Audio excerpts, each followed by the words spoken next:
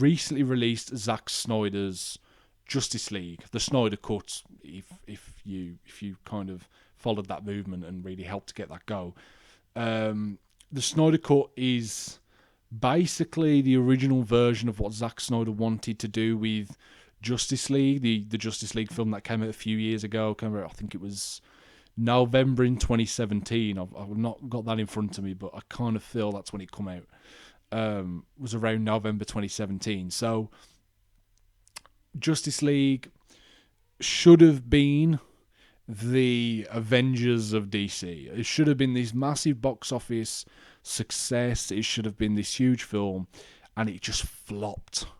It flopped. I mean, if you're talking about big flops in film history, I don't really know you can't talk about Justice League.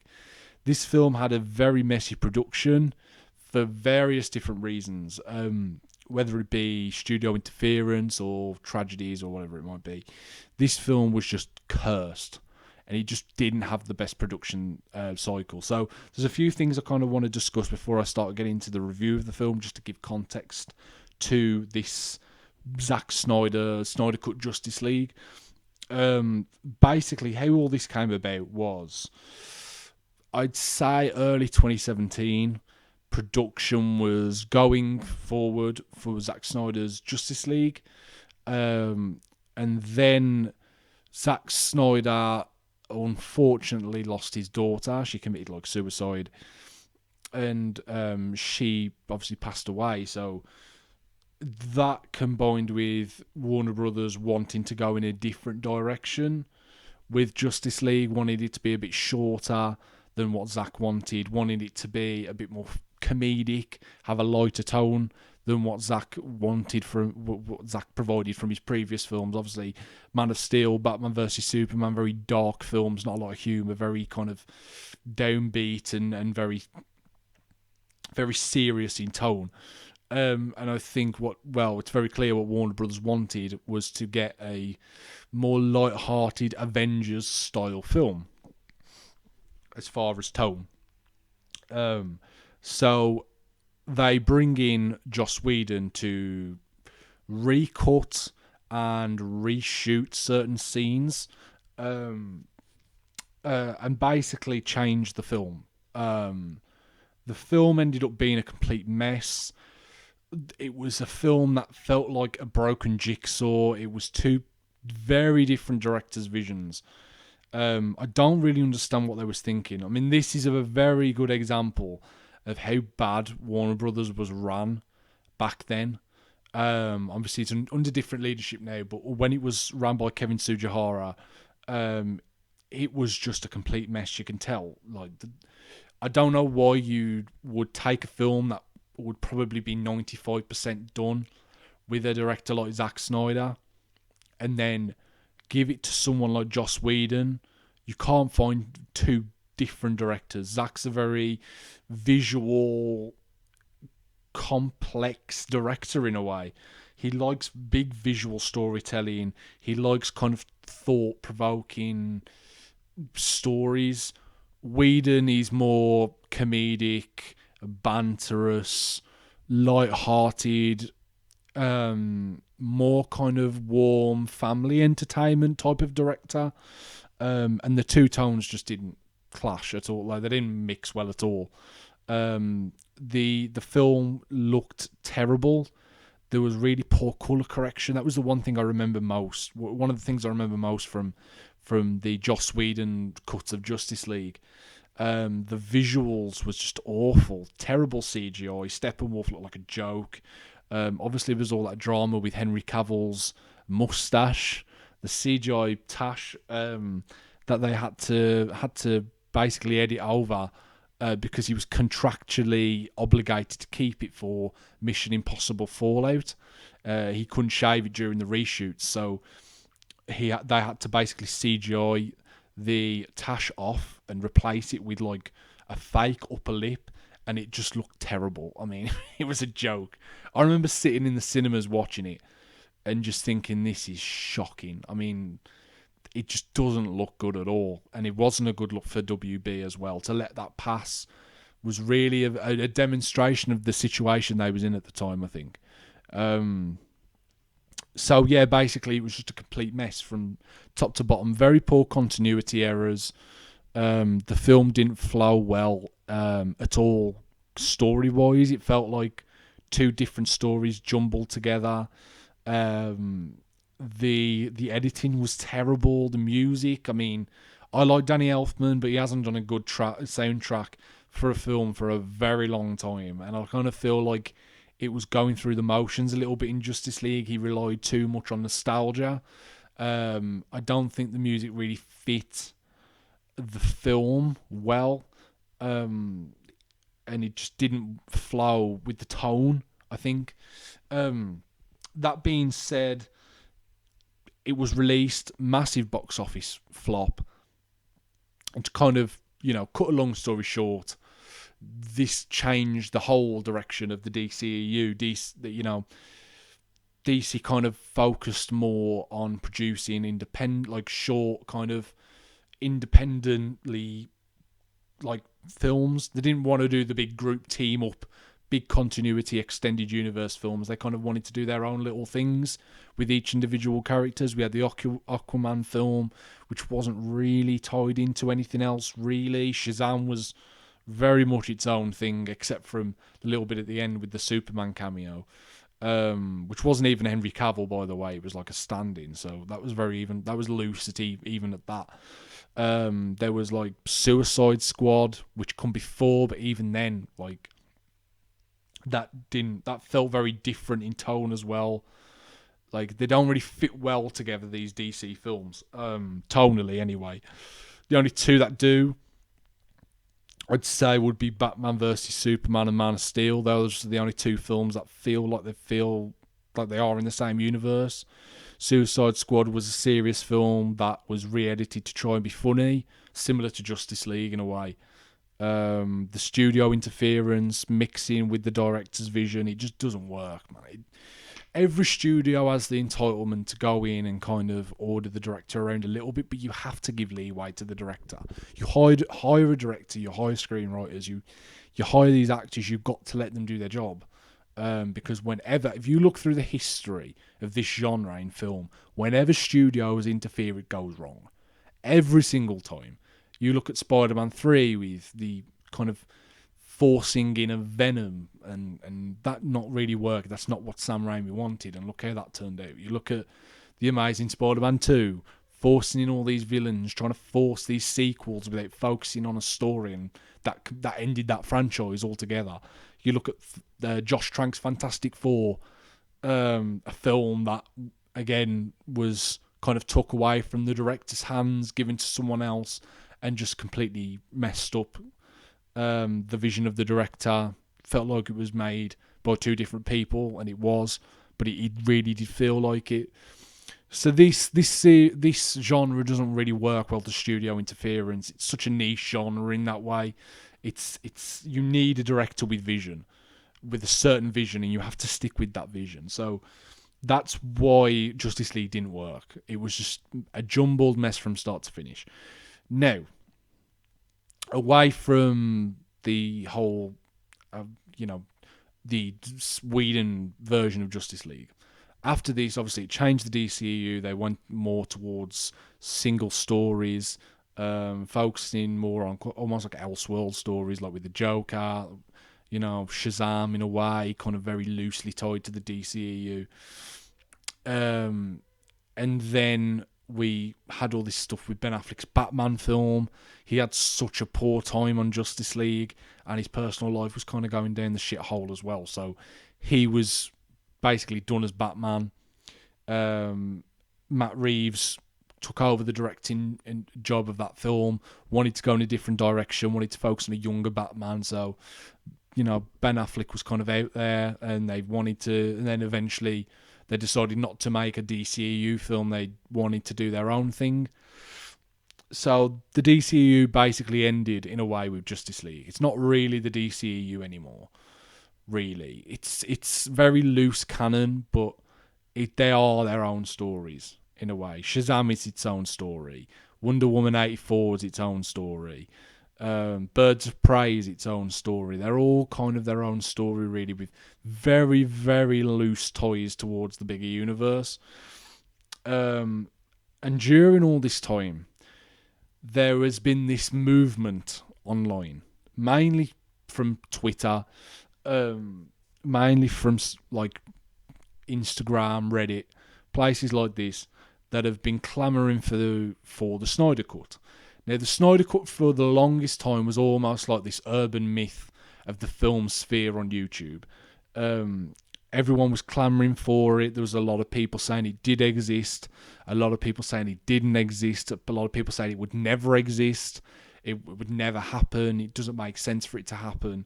A lot of people saying there's value in doing this. The fans want it. The director wants it. Let's see what Zack Snyder wanted to do with Justice League. Let's see what he would have done if it weren't for the studio and the tragedy with his family. Let's see what his vision would have been with Justice League. And I was one of those people. I was kind of in the middle, in a way. I was always one of these people that thought, I don't think this is going to ever happen. I always thought there was definitely a full cut of this film from Zack Snyder. Whether it's... I never thought it was 100% done. I always thought it probably was about 95% with kind of visual effects needed doing. I never thought it went that far. But I definitely felt there was a decent cut of this film that Zack had that was kind of sitting there and had potential. Like, and even though I wasn't the biggest fan of Man of Steel, like I admit it, but Man of Steel is very mixed for me. I like the first act and half of the second act, but then when it went into the third act, it just went away for me. It was too much. It was too much. It went away from this kind of introspective story about this man trying to find his place in the world and where does he fit in. Should he interfere in problems? Should he expose himself to the world and show who he is? It went from that to this big, dumb action film, and it just didn't fit. I don't think that it didn't fit together well. Batman vs Superman was a film it was a good Batman film stuck in a film that was trying to force the idea of Justice League down our throat. It was a good Batman film stuck in that. It was a terrible Superman film. I mean, the character of Superman was butchered in that film, in my opinion. They just showed him to be this whiny mess of a character. And I love Henry Cavill as Superman. I think he's a very good Superman. So it's not even that. It's not even like I don't like Henry Cavill as Superman. I do like Henry Cavill as Superman. I just didn't like the direction they took him in that film.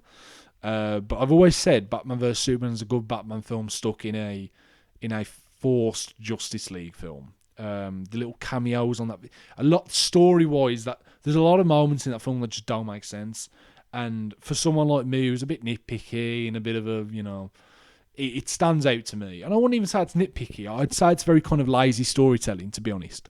When you're watching a film and the only way they can introduce these other characters is to have like little video files that are shared from like, it just doesn't make sense. I'm not going to go on a rant on Batman vs Superman. There's a lot in that film I just do not like.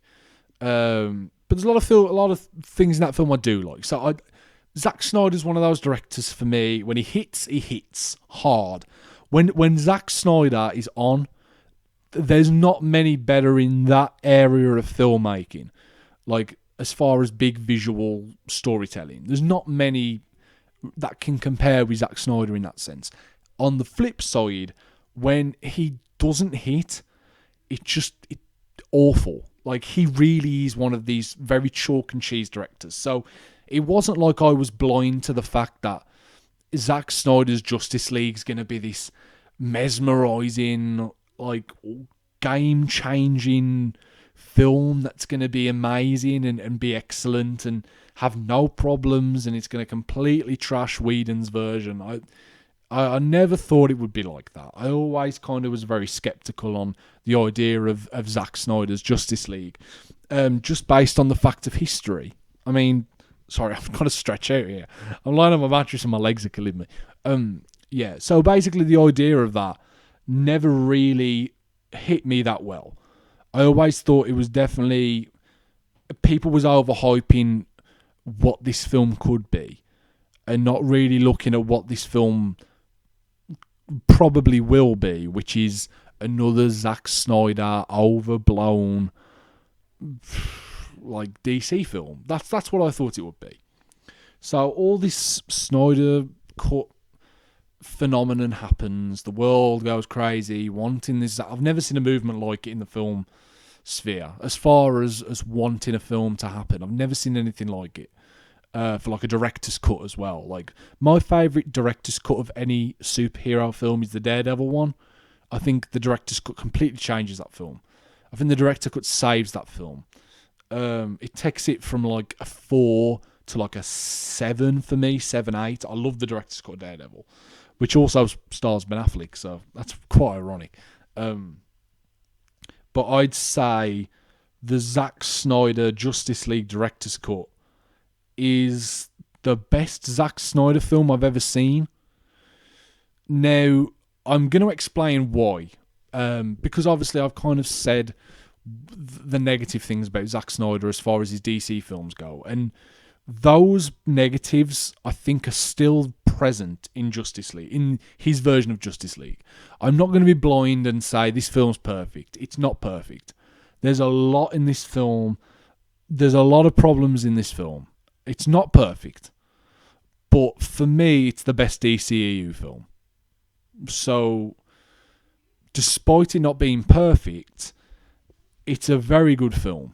Was it worth the 4 years of like debates I've had with people online? Maybe not. I don't know. I'd have to watch it a few more times. Because so far I've watched it twice, and there's a lot in this film to absorb. I mean, Christ me, it's like 4 hours long. There's a lot to in this film to absorb. So there's a lot to get through with this film. But in traditional Zack Snyder fashion, when he hits, and he hit a lot in this film. There's a lot of good things I need to talk about when it comes to Justice League. Sorry, I just needed a cup of tea. Do you like my Harry Potter mug? It's cool, isn't it? So, yeah, Zack Snyder's Justice League. The positives, I would say, that compared to the Whedon version, the main thing for me is the characters. They feel like completely different characters. In Whedon's version, they felt like, especially Batman, the main ones for me would be like the character of Batman and the character of Steppenwolf. They just seem like completely different characters, not just visually, but in their personality. Batman is he's a lot more light-hearted than he was in Batman vs Superman. He does make a few more jokes, but it's not this kind of forced, like, down your throat, really irritating humour that Whedon did for his version when he reshot those scenes, and he was trying to almost make Bruce Wayne Tony Stark, and they're completely different characters. It doesn't work. It doesn't work, especially when what's been set up with this character so far in this universe. It was such a drastic difference, and you can see Ben Affleck just did not give a shit. You can see in his face, in Whedon's version, you can see he just hated doing this. And the continuity between scenes. One scene he's like ripped and chiseled, and the next scene he looks like he's just popped out of a pub. Like, and you notice these things. Like, these things are not hard to notice, guys.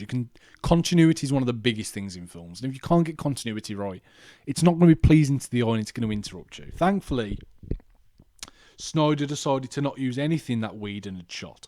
So we don't get none of this awkward Batman humour. We don't get this awkward version of Flash where he's just doing these stupid jokes.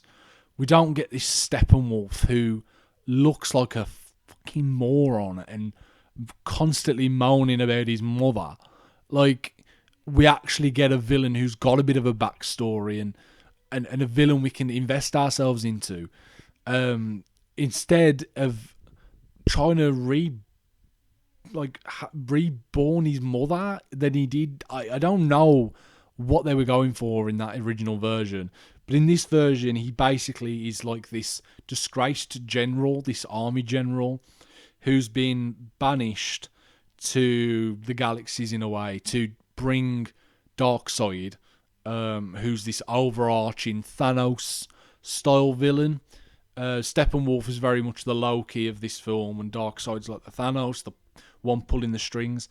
Steppenwolf's basically been, he has to get all these worlds for Darkseid.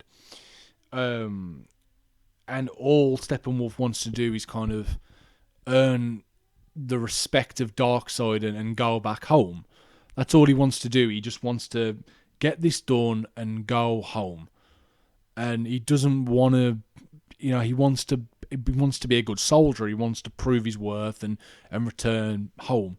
And it's a lot more interesting than just random villain number 20, who shoots down from the sky and demands to talk about his mother all the time. Like, it's a bit more investing as a villain. He's not perfect. Like, he still has some really cheesy lines, but he's a lot more effective as a villain in this film. He's a lot more intimidating, a lot more of a presence there. The redesign works as well. He looks better. The CGI is way better. The CGI is a lot better as well for this version of Steppenwolf. Like I said, the biggest change for me is Cyborg. Cyborg is the biggest change out of any character, more than Batman, more than Steppenwolf. The character of Cyborg is probably the best character in the entire film, which I wasn't expecting. I'd always heard that, like, Snyder was saying that Cyborg was like the heart of the story of Justice League, and I didn't kind of believe it in a way, because the main focus has always been kind of Batman and Superman. So I always thought they'd focus more on Batman and he'd be the central key to the story. And it's really not that way. The main character in this film is Batman in a way. As far as scenes go, he probably has the most scenes. But as far as the moving part of the like the emotional heart of the story, is Cyborg. You get to see more of his backstory with his mother and his willingness to be unselfish and help people. The scene with the woman and her kid, when he basically gives loads of money to this woman to help her out, this struggling woman. Just randomly did it. He hacked into like the banks and like gave her like $100,000. The scenes of him playing football and not seeing his dad, and it very much builds up this tension, this tense relationship between him and his father. This resentment for him being made this way, the resentment for him kind of being almost feeling like his father didn't care about him when he was younger and being pushed aside for his father's career. I think that was very interesting. And also, he was just really well performed by Ray Fisher. Ray Fisher was fantastic in this film. He's really good. He had a lot of presence. Very good comedically as well. So had some very funny lines, good delivery. Played the dramatic parts really well. You felt his pain. You felt his struggle during the film.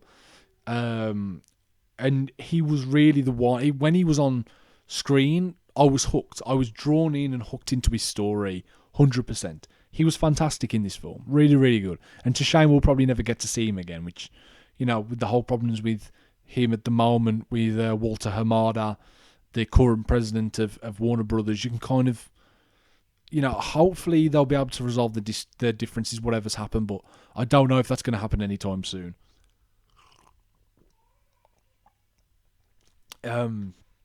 Sorry, I just really needed a drink. I forgot how much you talk and your mouth gets so dry. But yeah, hopefully he'll come back for a film in the future. He's been rumoured to come back in Flash, in Ezra Miller's Flash. Whether that happens or not, I don't know, but I hope he does, because there's a lot more to expand on this character. Also, there's the action is a lot more better. Is a lot better. The characters actually work together. They feel more like a team in this film. I think in the other film they almost felt like separate entities in a way. Like they didn't really feel. That was the biggest thing. I always felt like, why are these people together? Why are they working as a team? They have no chemistry together. Like they just feel like they've been forced together because the script needs them to be. There was no kind of natural desire to have these characters interact with each other. You know, I always felt like, why was Aquaman even caring to be there? And it's explored more in this film. And I think that's the joy of this film being on streaming services rather than in cinemas, and having this 4-hour cut, is that you get all the backstory with the characters. You get all the explanations for who these people are. You understand their motivations for wanting to be part of this team and wanting to help and kind of having this responsibility in a way to stop what's going on with the villains, and really having a place to, you know, having a reason to be there. Where in the other film, I felt that was one of the main issues, was that I just felt that these characters didn't feel like they'd naturally be working together. I felt like it was very forced in the original version, where this film, every character has motivation. You know, every character has a motivation for being there, and that's one of the main things for me. Every character has a solid motivation. You know, Wonder Woman has motivation because of what's happened with her, you know, her Themyscira. You know, with them getting attacked by Steppenwolf, she has motivation. She understands about the history of Darkseid as well, so that gives her more of a strong link for her to kind of educate the other characters on what's going on in a way. Even it can be a little bit over expository sometimes, but most of the time it comes off quite natural. You know, Cyborg's there because he wants to kind of they accept him.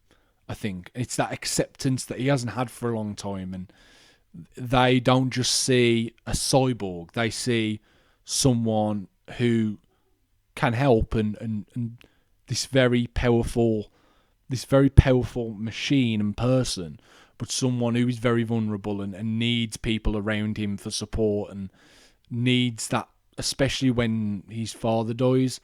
He needs that support. So they all have motivation for being there.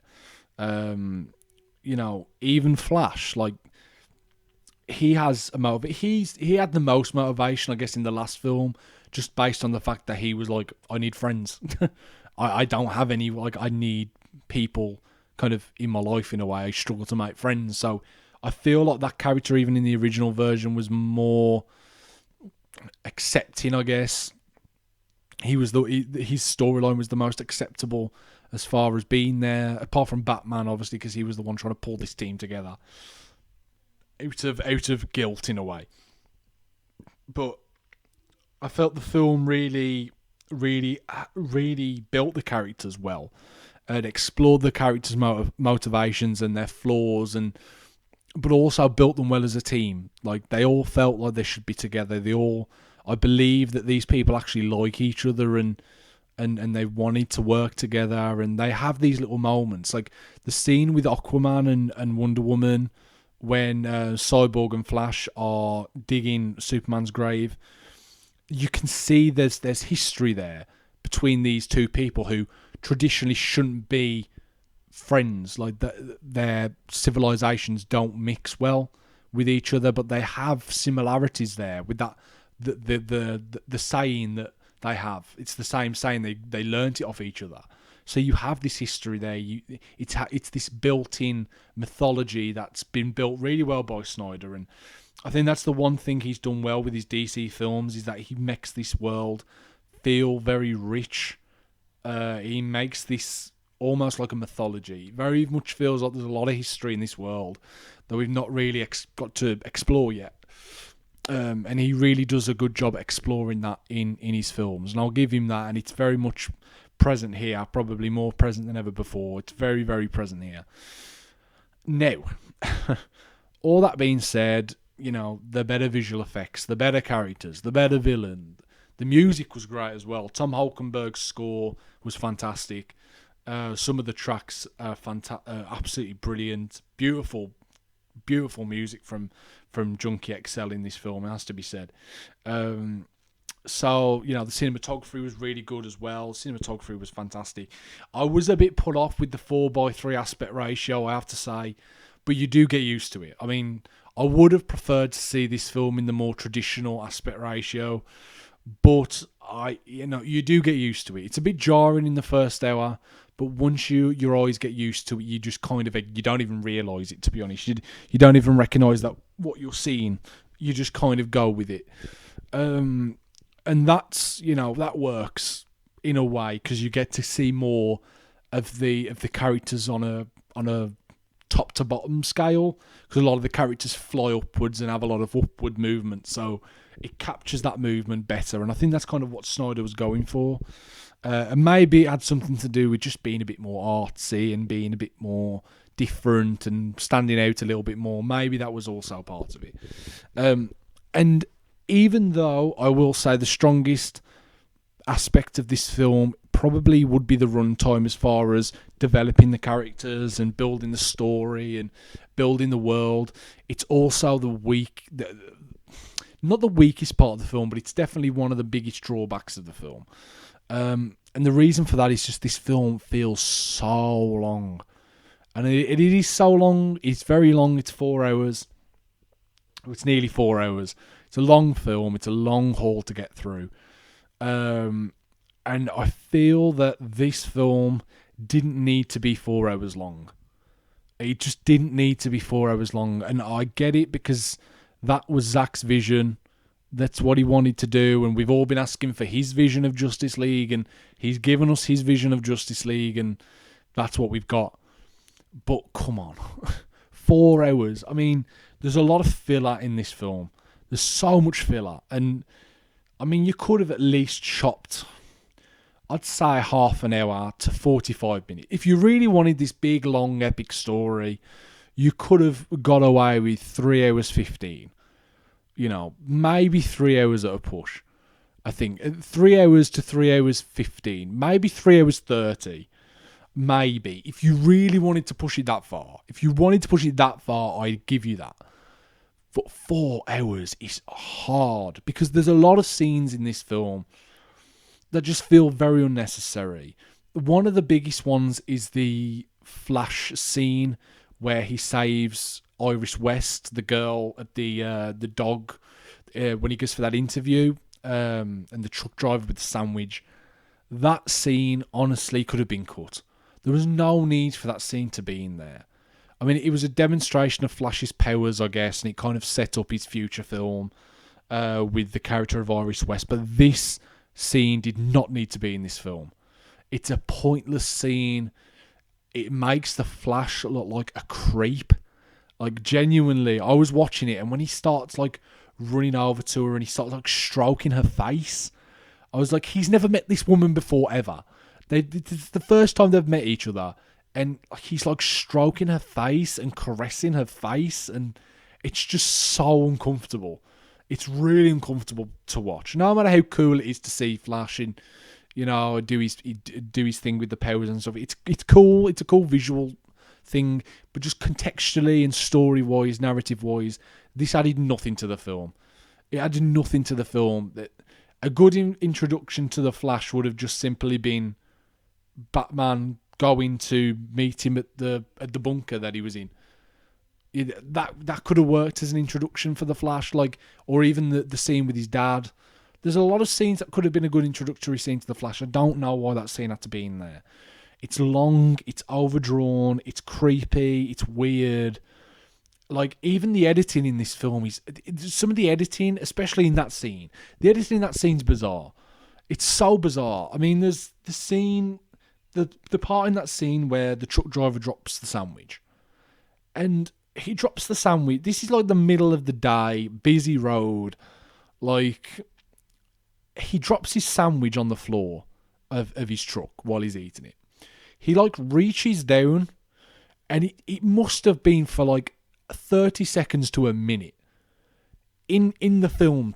In the film, it must have been 30 seconds to a minute of him trying to get this sandwich and just carrying on driving down the road. It makes no sense. Who does that? No one does that. No driver in the world, I don't care who they are, the worst driver in the world doesn't do that. They don't keep their head down for 30 seconds to a minute trying to find a sandwich driving down a busy road. It doesn't make sense. And yeah, okay, people might say it's nitpicking, but to me that's a massive like editing issue. Like, you could have cut that down. Like, definitely, you could have got an editor in there and chopped that scene down, and it could have been a lot more. It could have flowed a lot better. And I think that's one of the big problems with this film. It's just so long, and it needed to be edited down. A lot of scenes in this film just do not need to be there. A lot of the scenes are just filler. A lot of the scenes are just there to, I guess, expand the characters, maybe. I don't know if that's what Zack was going for, but you already have a lot going there with these characters anyway. There's literally 2 scenes of Steppenwolf going to visit Darkseid's henchman in his like base in Russia, basically telling him that he's found the mother boxes.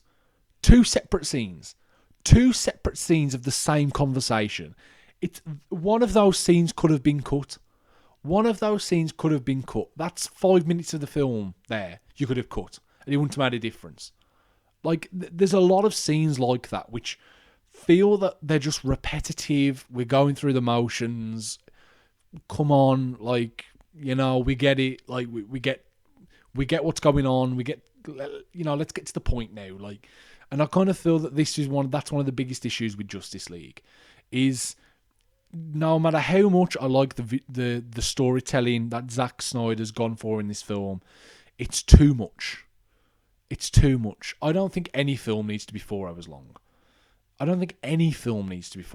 If you can't cut a film down and still tell your story within maximum 3 hours, 2.5, 3 hours, if you can't do that, then something's wrong.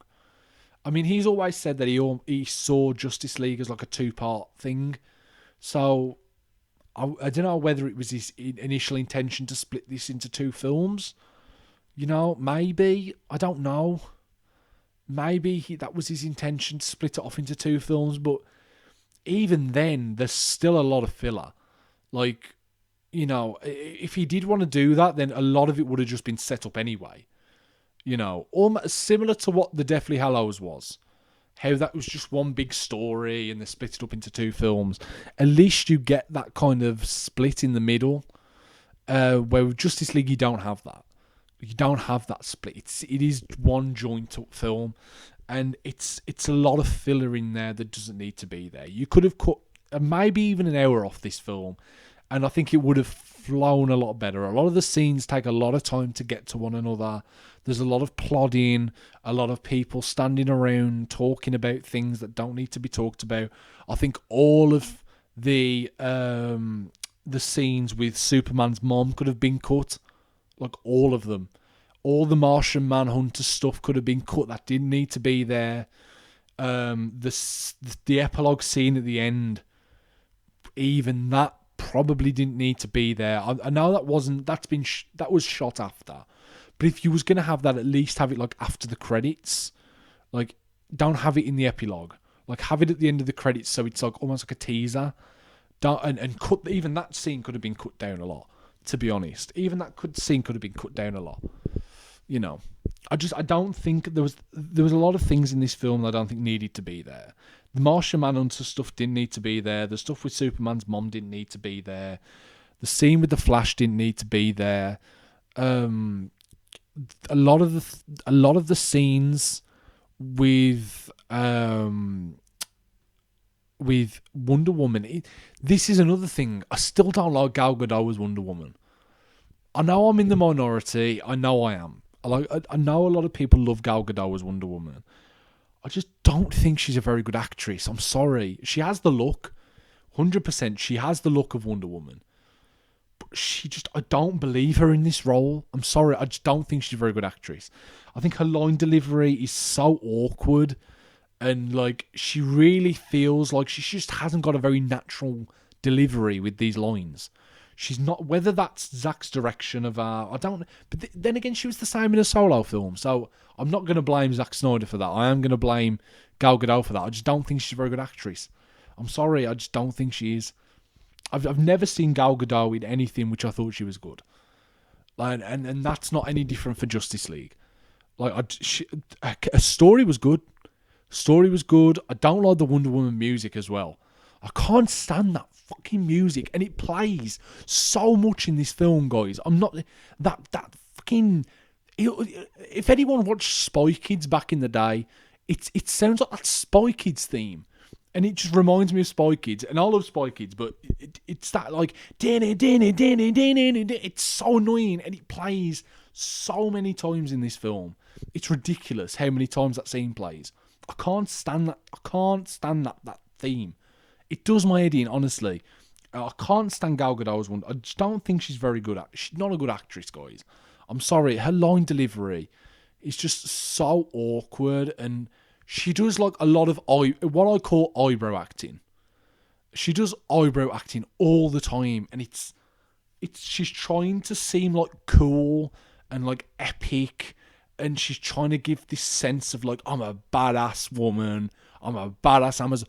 And it just feels so awkward.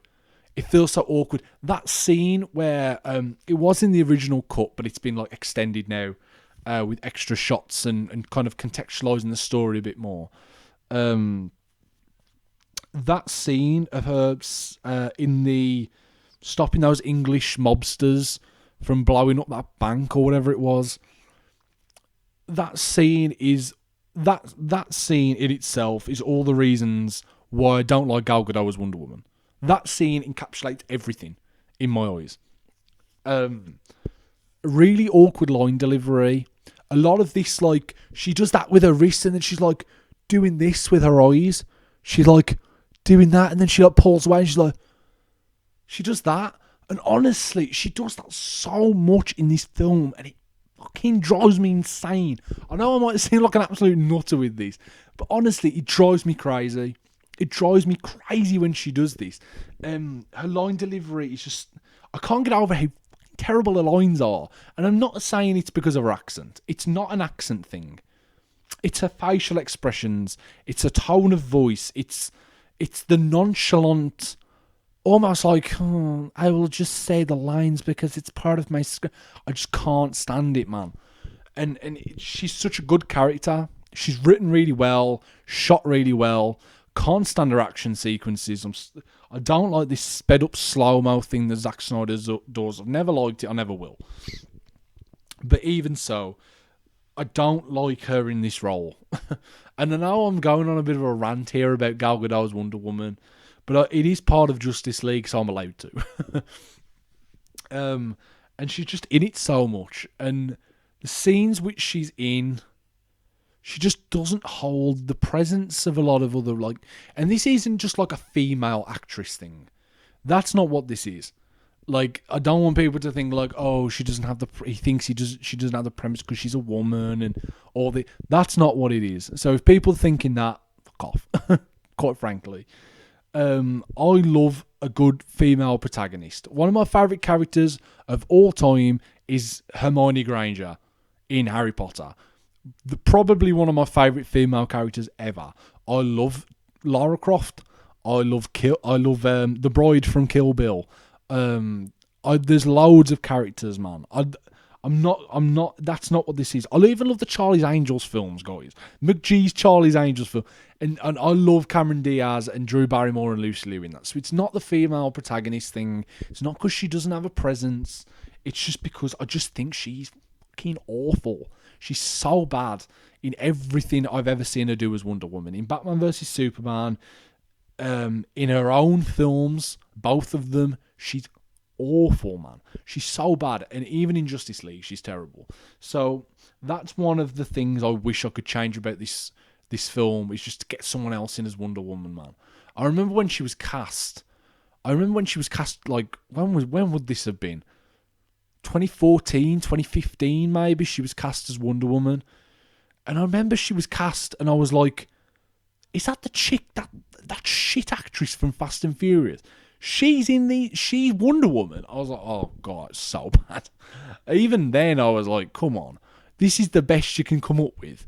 Even like, I mean, I remember Jamie Alexander was really rumored she was strongly rumored to be Wonder Woman, and I was like, that would have been so good, because she's a good actress. She's a really good actress.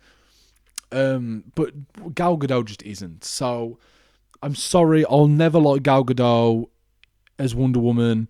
I'll never like her in almost anything I see her in. I just don't think she's a very good actress, and she does not work in this film. That being said, she's written well. There's nothing like that. It's not the right. It's more the actress's performance, and you can only work with what you're given. So I'm not going to give Snyder too much hassle with that, because even Patty Jenkins couldn't get a good performance out of her, and she got one of the best performances out of an actress in history with Charlize Theron in Monster. So I'm not going to give... Patty Jenkins knows how to direct a good... knows how to direct people. So I'm not even going to say it's her fault either. This is Gal. I don't think she's a very good actress. So, away from that, I also still don't like Amy Adams as Lois Lane. Sorry. Again, this is another thing, and it just seems like I'm banging on about like the female. It's not that.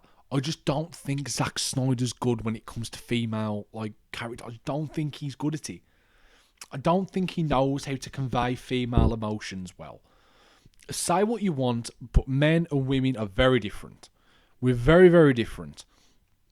Men are usually more confrontational and a bit more physical. Women are a lot more caring and calming, and I don't think he understands female characteristics well. He doesn't understand how to realistically bring a female character to life in his films, and this is one of the things with Amy Adams as Lois Lane. I don't see that character. She has such poor chemistry with Henry Cavill. I don't get it, and she's written like she's this savior of, like, she's the key to this story. And I understand it, because I'm guessing what he was going for was that she would have Kal-El's kid, and then he'd probably die or something. That's what would be the key for him to lose his mind and fight, the rest of the Justice League. So I get that in that sense. I just don't think she has the presence to be the centerpiece of a massive story like that. I don't think she's written well enough. I don't think she's developed well enough. I don't think her and Cavill have very good chemistry at all. Even from back in Man of Steel, I don't think, even in then, I don't think she was very good. And this is not, this is not a hating women thing. I just don't think Zack Snyder is very good at conveying strong female characters. I think he just thinks strong female characters mean, a strong female character means fighting people and being confrontational and argumentative. That's not what a strong female character is. A strong female character is someone who can be smart, who can outthink people. It's not just about all the physical. Obviously, there's the physical aspect as well. I'm not saying like women should just be like soft, fluffy sponges. Like they have to have a veracity there as well, because that's part of what women are as well. So he doesn't even get that part down now. So I just don't think, just in that sense, I don't think he's very good at that. But maybe with a different actress it could have worked. Maybe if there was an actress who had better chemistry with Cavill because that's like the centerpiece of this whole story. The centerpiece of this whole universe has been set around the relationship between Superman and Lois Lane. That's the motivation. I don't know what that was. That's the motivation for Superman. That's the whole. That's the motivation for Clark Kent becoming Superman and embracing who he is and like really feeling comfortable in who he is because of his relationship with Lois Lane. You know, even in this film, when he gets brought back to life, he's going on this rampage fighting the Justice League. Great scene, by the way. Still love that scene. Fantastic scene. They go through all this they go through this fight, sorry, and she's the one to like calm him down. And even in that scene, I don't feel that chemistry there. I don't believe what I'm seeing, and if I don't believe what I'm seeing, it takes me out of the film a little bit. So that's still one of the big problems for me. It's been a problem since Man of Steel. I just don't think Amy Adams is good in this role. She's a good actress, very good actress. Just don't think she's good in this part, personally. Other things that I think are problems, the visual effects are very hit and miss as well. Some of the visual effects are really good. Some of the visual effects are really, really good. Some of them, though, are very, very choppy. Like, you can tell it's been shot on a green screen. Let me just say that. It doesn't... The real things in a shot aren't blended well into their environments. That's, like, a really big issue. I don't know what it is, you know. I don't know if it's the lighting or, like... the lack of clarity on the visual. I don't know what it is. Like, specifically. I don't know what the problem is, but there's definitely a lack of, like, realism in what I'm seeing. And maybe Zack was not going for something realistic, but for a story he's trying to... Oh, my phone's getting notifications. Hang on. Sorry. 2 seconds, guys. Okay, yeah, so basically, with, I completely forgot where I was. Sorry, I had to message my fiancée back. There's a lot of scenes in this film that I just don't think work. Coming back to it, basically, I've completely forgot where I was, guys. I'm so sorry about that. So let's get back onto... I'm guessing I was talking about... That was it. It was Amy Adams, wasn't it? Amy Adams and Lois Lane. Yeah, I was talking about the scene when they were fighting the Justice League, wasn't he? Superman was fighting the Justice League. If she's not in this film, I do think it's better. Or at least if they had a different actress. I do think it would have been a better film. It wasn't about Amy Adams. I'd already talked about that. It was about talking about the visual effects. That was it. Okay, talk about the visual effects.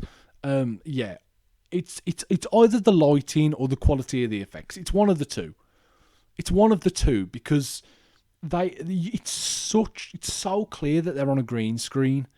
Like, I don't think we understand how important it is to have that kind of environment be blended into what you're seeing with the real life aspects of a shot. Like, characters, like fully CGI characters, okay, sometimes that can be hard because, especially if a full CGI character's trying to convey facial expressions and try and convey emotion, sometimes that can come off a little bit fake. But the environments, like, some of the environments in this film, that opening scene on Themyscira, honestly, I was watching it thinking, okay, like, is this what I'm watching? And it's not helped with the slow motion either. It's not helped with this constant slow motion. This constant breaking up of the style, this constant breaking up of a flow of a scene to have this this shot that Zack thinks is so necessary to have in slow motion. It just breaks up the flow of a scene. It breaks up the tension, and it ruins a lot of action scenes for me. It definitely ruins a lot of action scenes, especially on that battle on Themyscira. It's the visual effects and this constant slow motion. It just ruins a lot of the scene for me. No matter how good the concept is of the scene, no matter how good that is and how well it's been designed and choreographed, and and how well that's been done. It's those things that take you out.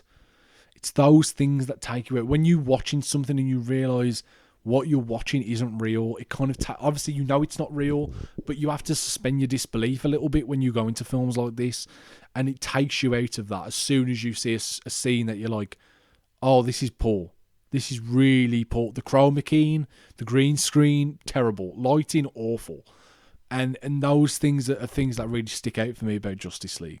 But overall, look, I'm not going to say this film's bad. It's a very good film. I actually kind of like it. I just feel like this film could have been so much better if it was just cut down a lot. I think if you would have cut out 30 to 40 minutes from this film, cut out the unnecessary scenes with Flash and you know, Martha Kent, cut those scenes out. Kind of focus more on telling, kind of focus more on the character moments rather than these overblown action sequences. If you would have even cut the action sequences down a lot of the action scenes go on for too long. I just don't think this film needed to be 4 hours, guys.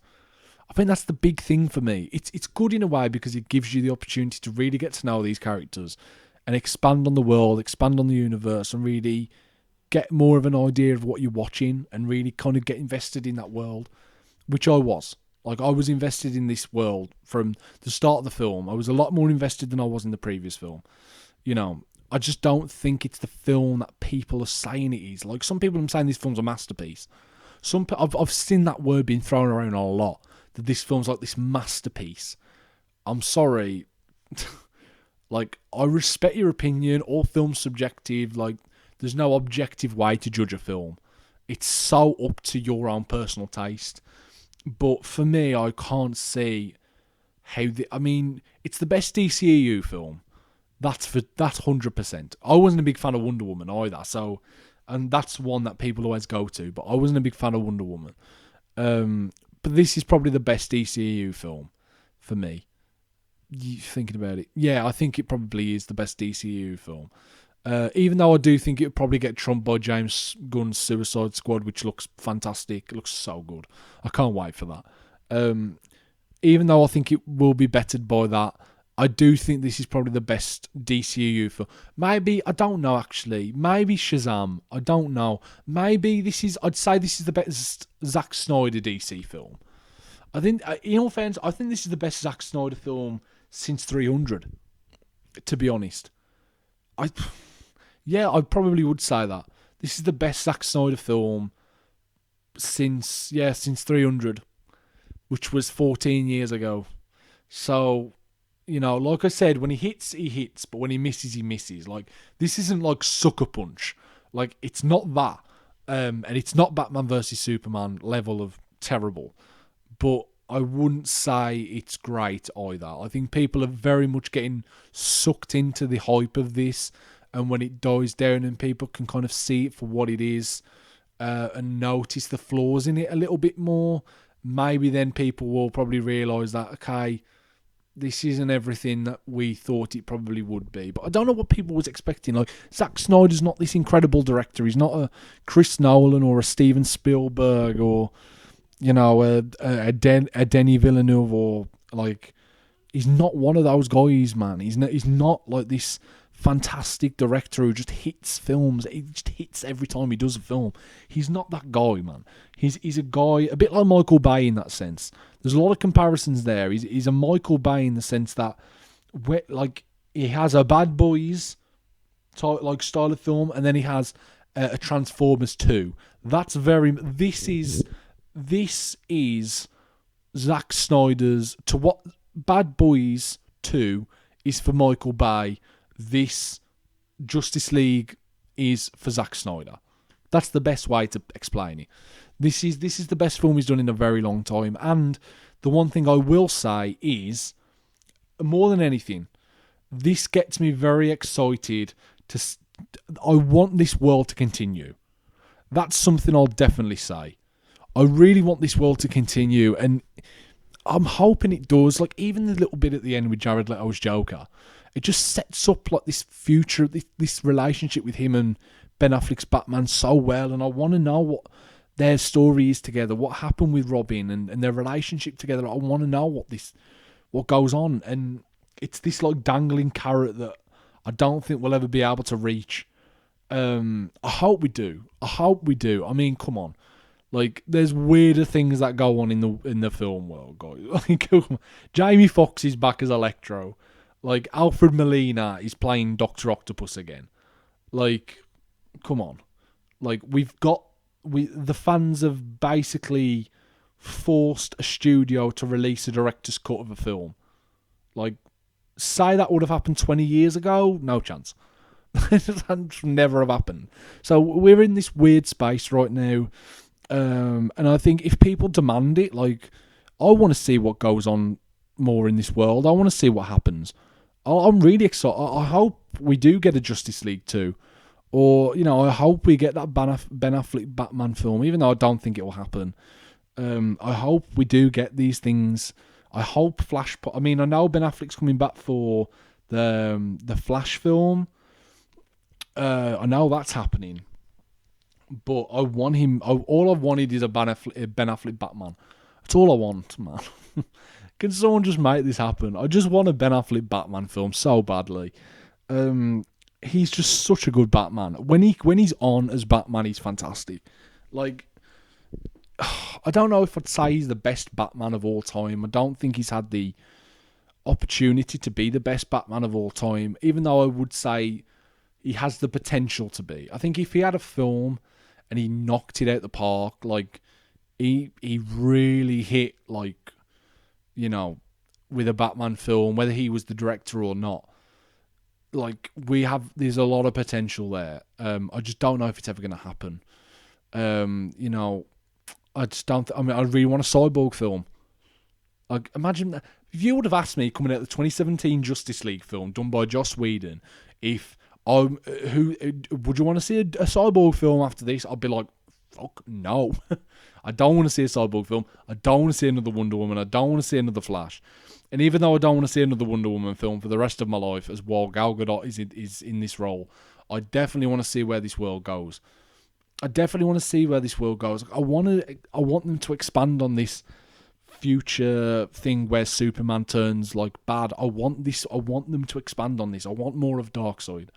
There's a lot of potential there waiting to be expanded on. I just don't know if we're ever going to see it. But, we've been able to get this film.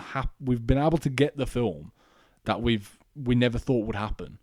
I never did anyway. I never thought this would happen. So that's a testament to how strong the film fan community is when we band together. This is a very good demonstration of that. And I do think it'll happen. I think there's I don't want to. If I had to like a percentage, I'd say there's like a 20% chance we get more Zack Snyder Justice League DCEU films, whether it's another Justice League or another Henry Cavill Superman. I do think there is going to be more. I really do. I just think the reaction from this, even though I don't think it's the masterpiece everyone else sees, like, I'd give it like a solid, like, 7.5 out of 10. I'd give it a very solid 7.5 out of 10. Maybe a 7, but a 7.5 out of 10 just for how good it is compared to the other one. And I'd say the other one's like a solid 4, like 3, 4 out of 10. So this is a massive upgrade on that film. Like, I'll never watch that other film. To me, this is canon. To me, this is the real Justice League. That theatrically released Justice League never happened. So I'll never watch that again. If I do watch it again, it'll be out of curiosity, but I'll never watch it properly again. This is the real Justice League. And I'd love for someone to just cut this down, like do like a fan edit and just cut this down, cut all the, unnecessary stuff out, cut all that out, and have like a really cohesive Justice League, really sharp story, flows well, no babble. Like, if they did that, I'd love that. And I really hope we get that Justice League 2, but I just don't know if it'll ever happen. I think it's more unlikely than likely. But I've always said that the Snyder Cut was more unlikely than likely, and we're here. So who knows what will happen.